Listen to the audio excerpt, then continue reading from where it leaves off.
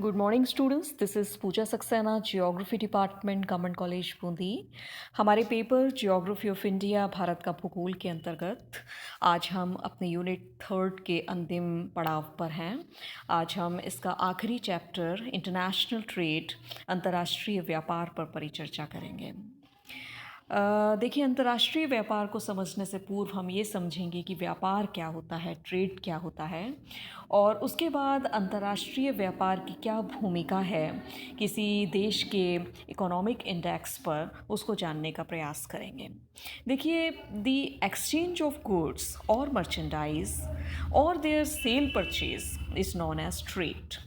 जहाँ तक व्यापार की बात है, आप जानते ही हैं कि वस्तुओं या व्यापारिक उपयोग की वस्तुओं का विनिमय यानी कि आदान प्रदान, या सेल परचेज यानी कि क्रय विक्रय व्यापार कहलाता है।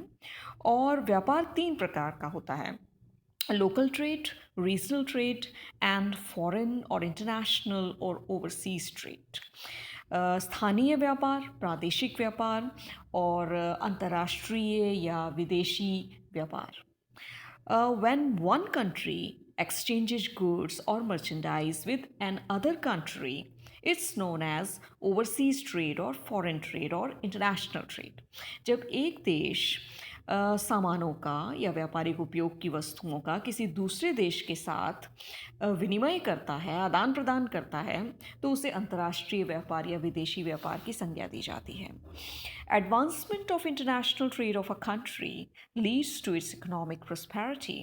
It's important both as a source of imports and as an outlet for exports.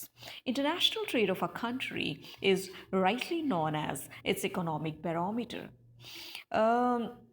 जहाँ तक अंतर्राष्ट्रीय व्यापार की बात है, किसी भी देश की आर्थिक समृद्धि का आकलन करने के लिए वो एक आधारभूत तत्व माना जाता है। आयात और निर्यात दोनों ही इंडेक्सेस अपनी दृष्टि में महत्वपूर्ण होते हैं। यहाँ तक कहा जाता है कि जो अंतर्राष्ट्रीय व्यापार है वो किसी भी देश का आर्थिक दाब मापी है, इकोनॉमिक बैरोमीटर है।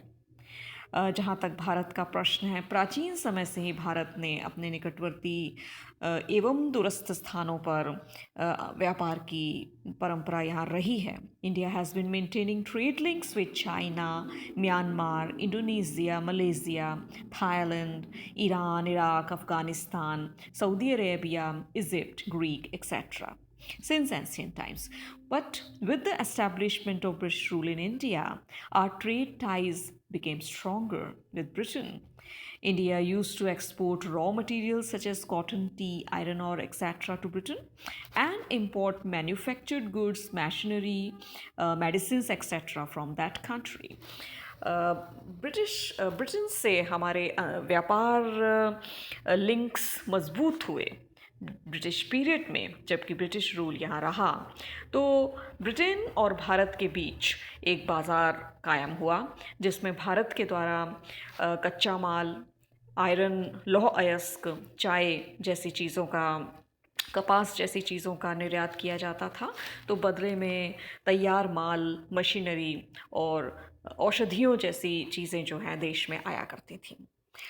हम भारत में फॉरेन ट्रेड के ट्रेंड्स देखें तो देखिए, हम शुरू से शुरू करें। There has been a rapid increase in the imports between 1950-51 and 1960-61। 1950 से 1960 का दशक वो था जबकि भारत में आयात तेज़ी से बढ़ा, क्योंकि स्वतंत्रता के पश्चात देश की डिमांड थी। India had to import machinery and other items for industrial progress during that period. उस समय आवश्यकता थी कि मशीनरी और दूसरी चीज़ों का आयात किया जाए ताकि देश आर्थिक प्रगति कर सके। लेकिन उसके बाद value of exports increased considerably between 1960-61 and 1970-71। लेकिन 1960 से 70 के दशक में भारत में निर्यात में विचारणीय प्रगति हुई। उसका मतलब after that both imports and exports have been increasing, but imports have always been outpacing the exports. उसके पश्चात भारत में आयात निर्यात का क्रम चलता रहा, लेकिन आयात हमेशा से निर्यात के ऊपर हावी रहा। The rapid increase in India's overseas trade has been largely due to growth and diversification of Indian economy in the post-independence era. Bharat में जो अंतर्राष्ट्रीय व्यापार ने अपना स्थान बनाया, उसका मूल कारण था स्वतंत्रता पश्चात भारतीय अर्थव्यवस्था में विविधता का आना और विभिन्न चीज़ों की मांग का होना. However, inflationary trends and devaluation of the Indian currency have also contributed to increase in the volume of India's international trade. लेकिन भारत के अंतर्राष्ट्रीय व्यापार में भूमिकाएं रहीं भारतीय मुद्रा का कम होना. तो अंतर्राष्ट्रीय व्यापार को प्रोत्साहन इसलिए मिला ताकि विदेशी मुद्रा प्राप्त हो सके. इसके बाद हम देखिए ये ट्रेंड है जो कि एक्सपोर्ट्स और इंपोर्ट्स का है 2004-05 टू 2011-12. इसमें एक टर्म आप देख रहे हैं ट्रेड बैलेंस. इसमें ट्रेड बैलेंस नेगेटिव है सारा, तो हम इसको डिस्कस करते हैं कि ये क्या होता है, बैलेंस ऑफ ट्रेड क्या होता है. देखिए, all the countries of the world are importers as well as exporters of certain goods or services. The difference between the value of a nation's exports and imports of all goods and services over a given period of time is called balance of trade. देखिए, सारे देश आयात भी करते हैं services का, goods का, और निर्यात भी करते हैं. किसी भी देश के निर्यात और आयात के मध्य का जो अंतर है एक सुनिश्चित समय के अंतर्गत, वो बैलेंस ऑफ ट्रेड कहलाता है. If the value of the total export is more than the value of the total import in a country, it has a positive balance of trade. यदि कुल निर्यात की मात्रा आयात की मात्रा से किसी देश में ज़्यादा है तो वो धनात्मक ट्रेड बैलेंस है. A country with positive balance of trade is known as creditor nation. ठीक है, अगर पॉजिटिव बैलेंस है तो उस कंट्री को जाना जाता है ट्रेड क्रेडिटर नेशन की दृष्टि से. If the value of the exports is lower than the value of imports, the country has a negative balance of trade. लेकिन यदि आयात की मात्रा निर्यात की मात्रा से ज़्यादा है तो वो देश जो है वो ऋणात्मक ट्रेड बैलेंस रखता है. जैसा कि हमने देखा, a country with negative balance of trade is known as a trade debtor nation. ठीक है,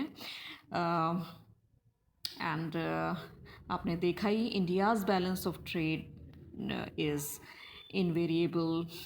invariably unfavorable. This is because of our increasing demands and growing economy. हमारी बढ़ती हुई मांगें और हमारी बढ़ती हुई अर्थव्यवस्था इसका मूल कारण हो सकती है. In spite of the phenomenal growth of our foreign trade, India stands nowhere in the international market. As a matter of fact, India's share in the international trade has decreased with the passage of time. India's share in the international trade was 2.2% in 1948-49, which declined to 1% in 1963-64, and 0.4% in 95-96.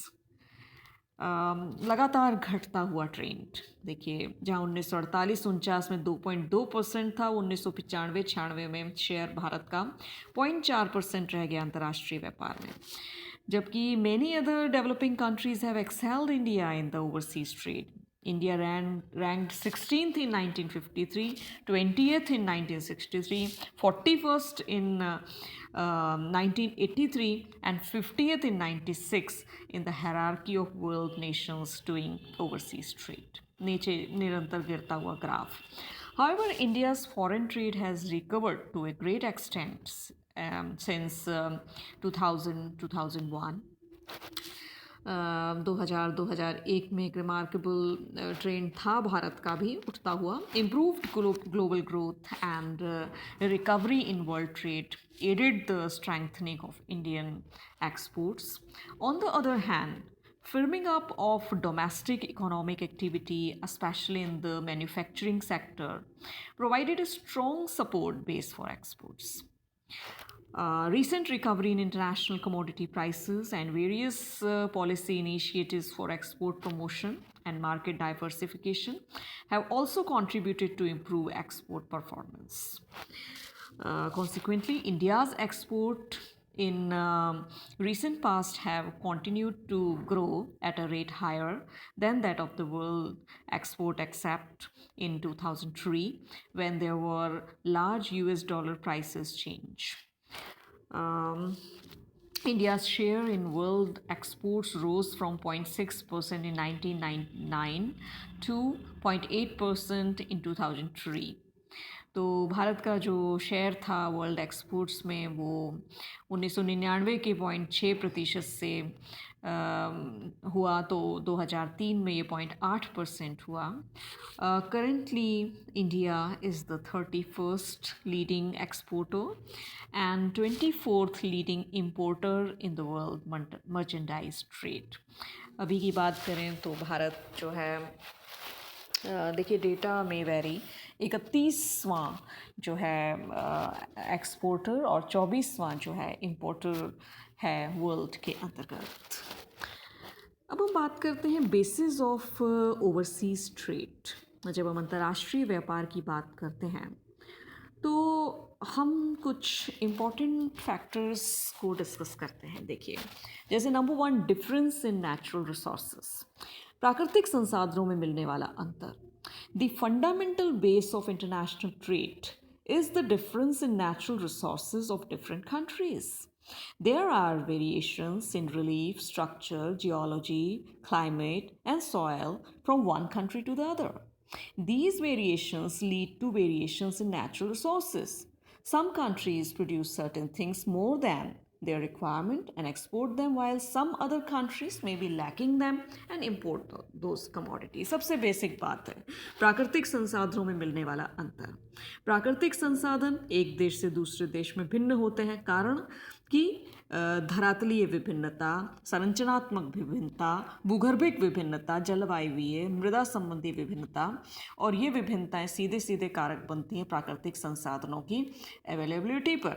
तो जिस देश में कतिपय प्राकृतिक संसाधनों का आधिक्य है वो उन संसाधनों को प्रयोग में लेने के पश्चात निर्यात कर देते हैं, और जहां अपेक्षाकृत कम है उन्हें फिर उन कमोडिटीज़ को आयात करना पड़ता है.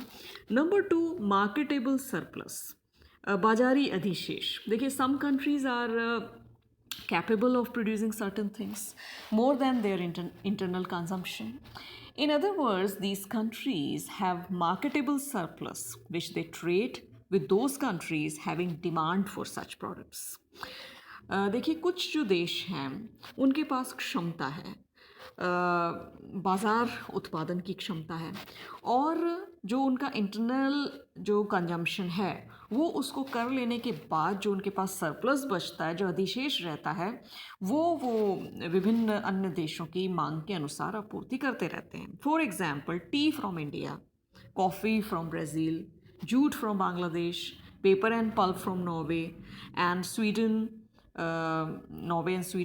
wood from Australia and petroleum from the Middle East are available for export. विभिन्न चीज़ें हैं, भारत से चाय, ब्राज़ील से कॉफ़ी, बांग्लादेश से जूट, नॉर्वे स्वीडन से कागज़ लुगदी, ऑस्ट्रेलिया से लकड़ी और मिडिल ईस्ट से पेट्रोलियम एक्सपोर्ट के लिए हमेशा उपलब्ध है. Advance countries like United states of America, United kingdom, Russia, Germany and Japan export finish goods.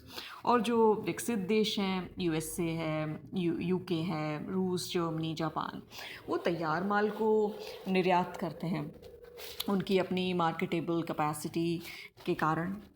And number 3 scarcity of goods, जो उत्पाद हैं उनकी कमी होना. There is not even a single country in the world which does not have scarcity of one commodity or the other. Japan and Britain do not have raw materials. Hence, these countries have to import raw materials from a large number of countries. The scarcity of goods also encourages international trade. Japan depends heavily on iron ore supplies from India. देश विश्व में कोई भी अकेला ऐसा देश नहीं है कि जहाँ सब कुछ उपलब्ध हो. कहीं भी किसी भी चीज़ की कमी हो सकती है. इवन विकसित देशों में जैसे जापान, ब्रिटेन है, उनके पास कच्चा माल नहीं है, तो इन्हें कच्चा माल आयात करना पड़ता है बड़ी मात्रा में. ये उन चीज़ों को बनाते हैं जिनका रॉ मटेरियल इनके देश में नहीं है. जैसे जापान पूरी तरह डिपेंड करता है भारत से लॉयस प्राप्ति के लिए. तो जो स्कैरसिटी ऑफ गुड्स है ये एनकरेज करती है, उत्साहित करती है, अंतर्राष्ट्रीय व्यापार को प्रेरित करती है, बाध्य करती है. And number 4, transport and communication, परिवहन और संचार. Trade involves exchange of goods, which requires proper arrangement for transportation and communication. Land, water, and air transport have helped international trade to a great extent. Heavy commodities like coal and iron, or as well as light and perishable commodities like milk and milk products, meat, fruits, vegetables, etc., can be sent to all parts of the world by efficient means of transport. देखिए, परिवहन और संचार के साधनों का सुविकसित होना पहली आवश्यकता है अंतर्राष्ट्रीय व्यापार के लिए. इसलिए किसी भी स्थान का भूमि, जल और वायु यातायात परफेक्ट होना चाहिए.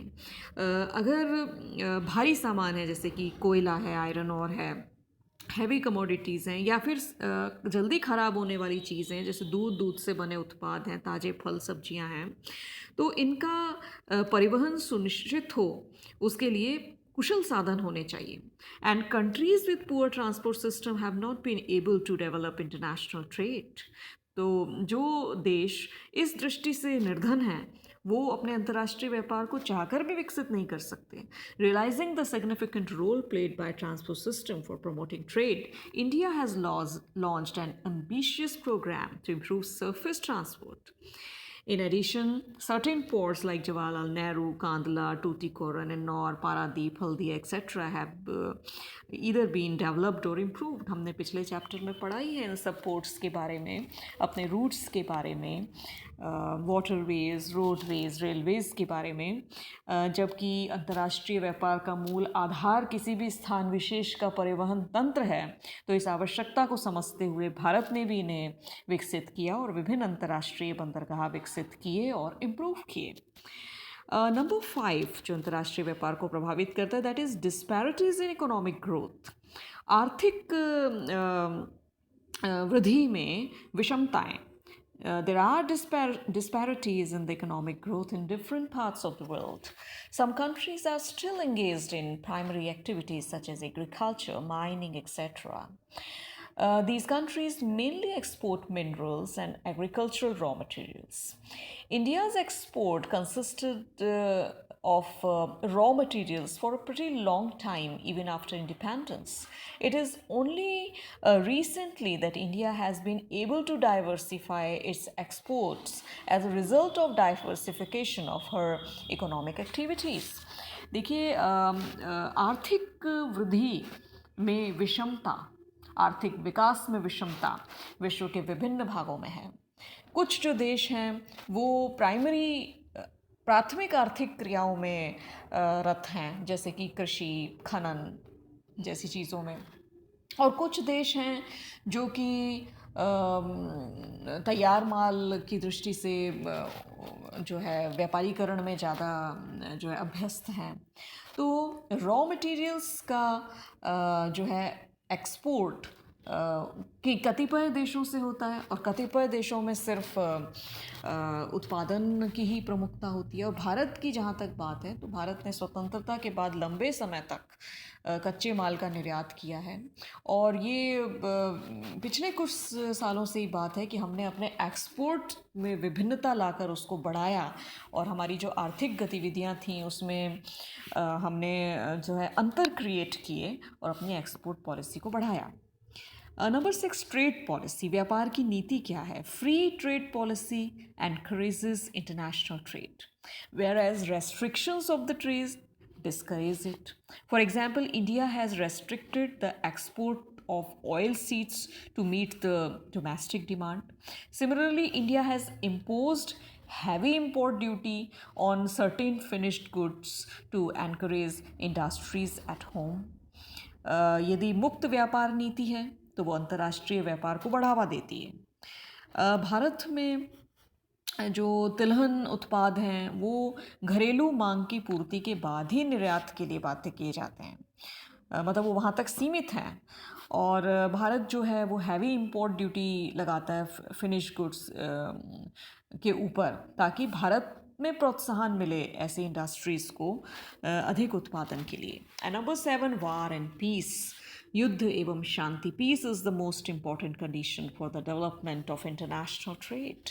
International trade gets disrupted during the time of war. किसी भी देश में शांति का रहना पहली शर्त है अंतर्राष्ट्रीय व्यापार होने की दृष्टि से. यदि देश में ही विघटन है या युद्ध जैसी स्थितियां हैं तो अंतर्राष्ट्रीय व्यापार को वो सीधे सीधे प्रभावित करती हैं. नंबर 8, political relations, राजनीतिक संबंध. Countries having cordial political relations have better exchange of goods, which encourages international trade. For example, India and Russia have good political relations, and trade between these two countries has increased since independence. On the other hand, US and Russia have strained political relations, and trade between these two big countries is at low level. India's trade with the neighboring Pakistan renamed at low level ever since that country came into being in 1947, primarily due to strained political relations between the two countries. However, improved political relations between the two countries in the recent past have shown positive results. Exports to Pakistan had surged by almost 3.5 times in 2004. देखिए, राजनीतिक संबंधों की महत्वपूर्ण भूमिका होती है अंतर्राष्ट्रीय व्यापार को प्रोत्साहित करने की दृष्टि से. स्वतंत्रता के बाद से ही भारत के रूस से अच्छे संबंध रहे, तो हमारा अंतर्राष्ट्रीय व्यापार की कड़ी वहाँ अच्छी जुड़ी. दूसरी तरफ किसी समय विश्व की दो शक्तियाँ यूएस और रशिया के बीच जबकि विवादित राजनीतिक संबंध थे, तो इनके बीच लो लेवल इंटरनेशनल ट्रेड रहा. भारत की जहाँ तक बात है तो पड़ोसी देश पाकिस्तान के साथ भारत का लो लेवल संबंध रहा. तो पॉलिटिकल रिलेशंस जो हैं वो भूमिका निभाते हैं अंतर्राष्ट्रीय व्यापार को उन्नत करने की दृष्टि से. तो इंटरनेशनल ट्रेड के अंतर्गत हमने जाना कि इंटरनेशनल ट्रेड क्या है, उसकी क्या भूमिका है किसी देश की आर्थिक प्रगति में, और वो कौन से कारक आधार बनते हैं जो अंतर्राष्ट्रीय व्यापार को प्रमोट करते हैं.